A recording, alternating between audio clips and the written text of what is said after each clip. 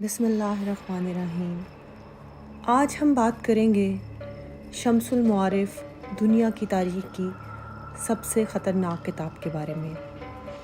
یہ کتاب جادوئی عملیات اور جنات کو قابو کرنے کے لیے بنائی گئی تھی۔ یہ کسی نامعلوم آدمی نے 6 صدی عیسوی میں عبرانی زبان میں تحریر کی تھی۔ یہ واحد ایسی کتاب ہے جو دنیا کے ہر خطے میں متنازع ہے۔ خیال کیا جاتا ہے کہ یہ روحانی عملیات اور کالا جادو کرنے کے لیے بنائی گئی تھی۔ اس کا علم صرف ان لوگوں کو ہے جو روحانی عملیات کرنے کے ماہر یا شوق رکھتے ہیں۔ اور کہا جاتا ہے کہ اس کتاب سے جو عملیات سیکھنے کی کوشش کرتا ہے یا صرف پڑھنے کی ہی کوشش کرتا ہے وہ یا تو مجنون ہو جاتا ہے یا جنات اس پر حاوی ہو جاتے ہیں، کیونکہ اس کتاب کے ذریعے کوئی بھی انسان آسانی سے جنات کو قابو کر سکتا ہے۔ اس لیے جنات اس کی حفاظت خود کرتے ہیں تاکہ کوئی اس کو پڑھ نہ سکے۔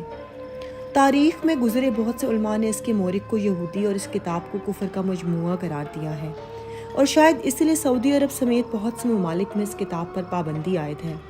اس کتاب کی سب سے اہم اور عجیب بات یہ ہے کہ یہ قرآنی آیات کے ساتھ اس میں عبرانی زبان میں بہت سے الفاظ درج ہیں جو کہ ہم سمجھنے سے قاصر ہیں۔ اسی وجہ سے اس کتاب کو ممنوع قرار دیا ہے۔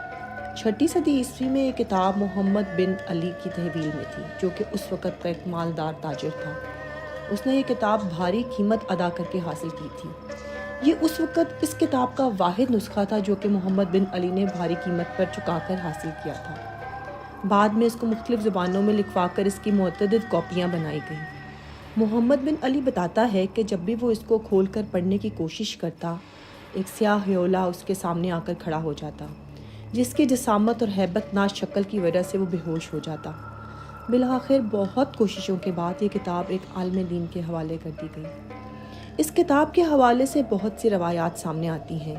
اس کتاب کی حفاظت پر شیطانی جنات مامور ہیں، کیونکہ بہت سے کتاب کی عملیات کی وجہ سے وہ انسانوں کے قبضے میں آ سکتے ہیں۔ چونکہ یہ کتاب جادوئی عملیات کا ایک بہت بڑا مجموعہ ہے، اس لیے چند پرسرار واقعات کے بعد یہ کتاب ایک دم سے منظر عام سے غائب ہو گئی۔ تقریباً 100 سال کے بعد یعنی 7ویں صدی عیسوی میں یہ کتاب دوبارہ منظر عام پر آئی۔ تب تک اس میں موجود کچھ عملیات کو حذف کر دیا گیا تھا۔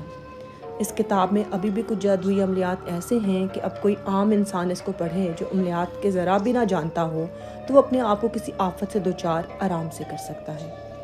اس بات کی کوئی وضاحت نہیں ہو سکی کہ اس کتاب کا کون سا حصہ ہے جسے پڑھ کر کوئی انسان مشکلات کا شکار ہو سکتا ہے، کیونکہ جس انسان نے وہ حصہ پڑھا اس کے بعد اس کو یہ بالکل بھول گیا کہ کون سے حصے کے پڑھنے کے بعد اس کی حالت ایسی ہوئی تھی۔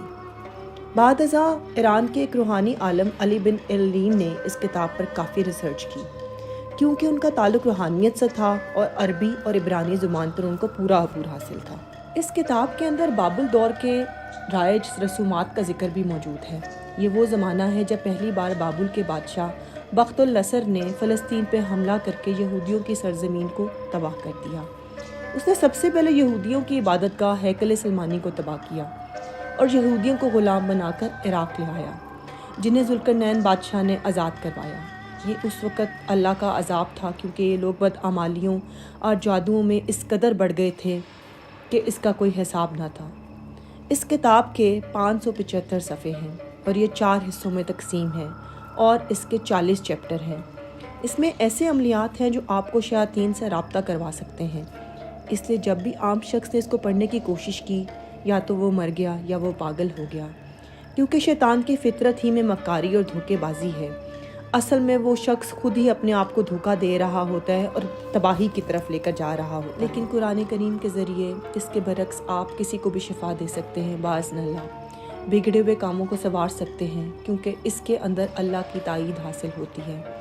اس سے ہمیں معلوم ہوتا ہے کہ اللہ تعالیٰ قرآن میں جو چیزیں بتاتا ہے، اگر ہم صرف اس پہ ہی عمل کر لیں تو ہماری زندگی بہت خوبصورت ہو سکتی ہے، مگر لوگ جلد از جلد حاصل کرنے کے لیے کچھ بھی زندگی کا مقصد یہ شیاطین چیزیں جن کو اللہ تعالیٰ نے منع فرمایا ہے استعمال کرتے ہیں، اور پھر آخرت اور دنیا دونوں کے عذاب میں گرفتار ہو جاتے ہیں۔